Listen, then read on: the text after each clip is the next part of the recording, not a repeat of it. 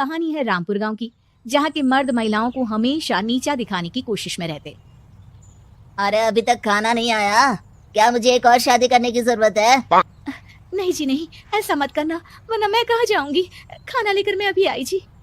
गांव की पंचायत में भी फैसले हमेशा औरतों के खिलाफ ही रहते। मैं जो फैसला सुनाता हूँ वो भगवान की आज्ञा होती है। इस लड़के ने अपने मन से शादी करके अच्छा नहीं किया।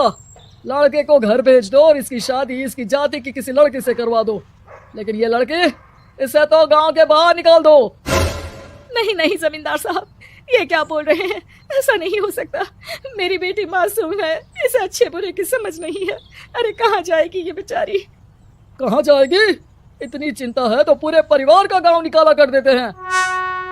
बेचारे पूरे बसे बसाए परिवार को गांव छोड़ना पड़ता है। चाहे जो हो, अगर बेटियों को कंट्रोल नहीं कर सकते तो गांव में रहने का कोई मतलब नहीं है। यहाँ औरतों को दब कर रहना होगा। कोई भी अपने हिसाब से कुछ नहीं कर सकता, सब ईश्वर की मर्जी से ही होगा। तभी गांव का एक आदमी दौड़ा दौड़ा आता है। सरपंच साहब, जमींदार साहब, वो कालिया है ना, उसकी बेटी पढ़ने के लिए शहर जा रही है।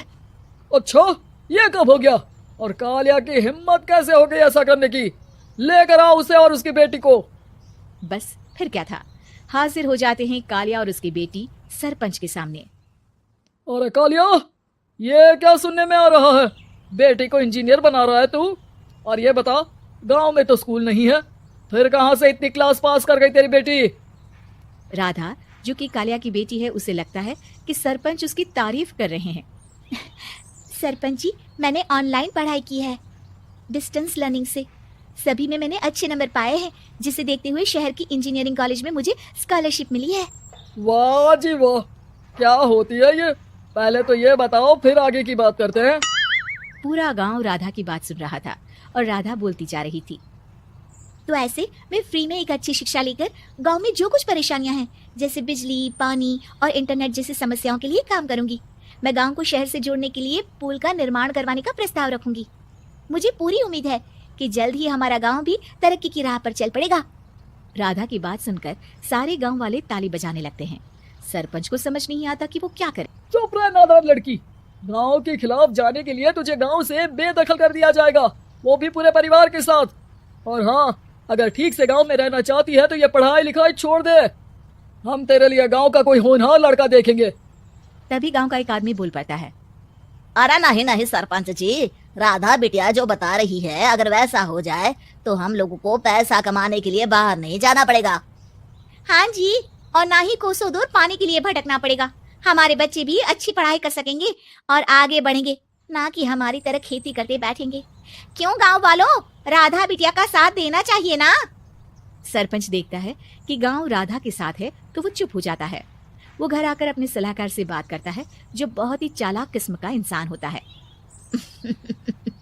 अरे सरपंच साहब, आपको बहुत ही होशियारी से काम लेना पड़ेगा। एक बार गांव तरक्की कर गया, यहाँ के बालक पढ़ लिए तो कोई ना पूछेगा आपको। और फिर ये जो बेटा और बेटी है ना आपके, इनको भी आम लोगों की तरह ही जीवन जीना होगा। हाँ, लेकिन करे तो क्या करे? वो ना आप मुझ पर छोड़ दीजिए, बस मैं जैसा बोलूं करते जाइए। अगले रोज सुबह जब गांव वाले सोकर उठते हैं तो राधा के घर के बाहर और साथ ही वो लोग जिन्होंने राधा का सपोर्ट किया था, उनके घर के आगे लाल रंग से कल आऊंगी लिखा होता है।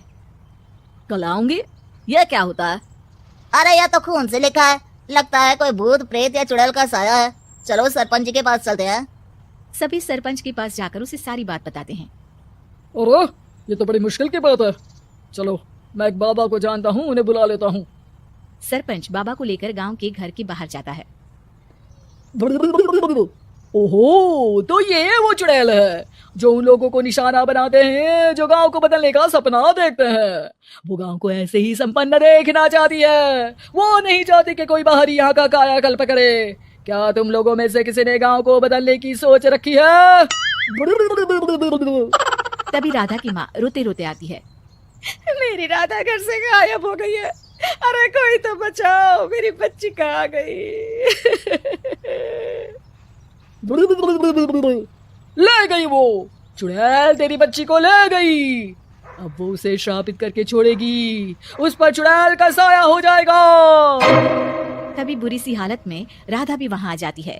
उसके बाल चुड़ैल की तरह फैले होते हैं और कपड़ों में खून लगा होता है। सभी राधा को देखकर डर जाते हैं।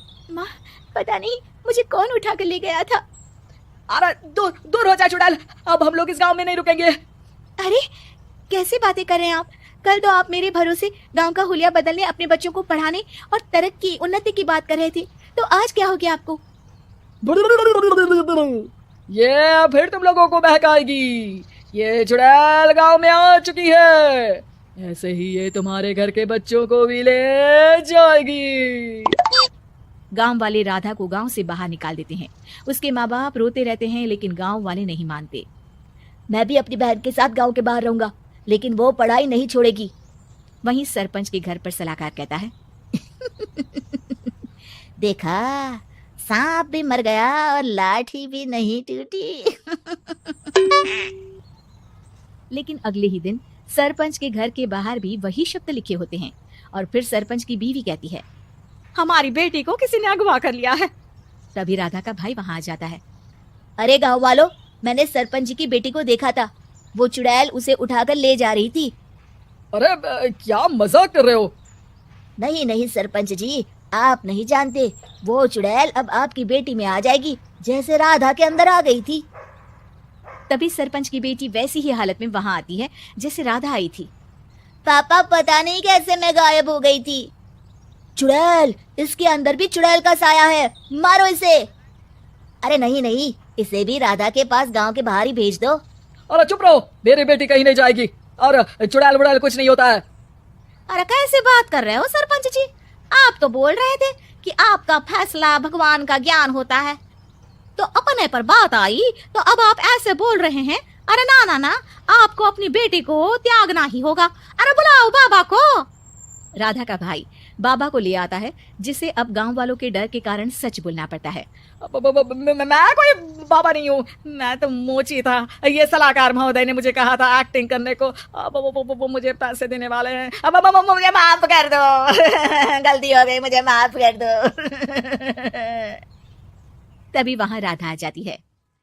देखा सरपंच जी, जब गांव के बच्चे साक्षर होंगे तो आप जैसे लोगों की चालाकी नहीं चलेगी।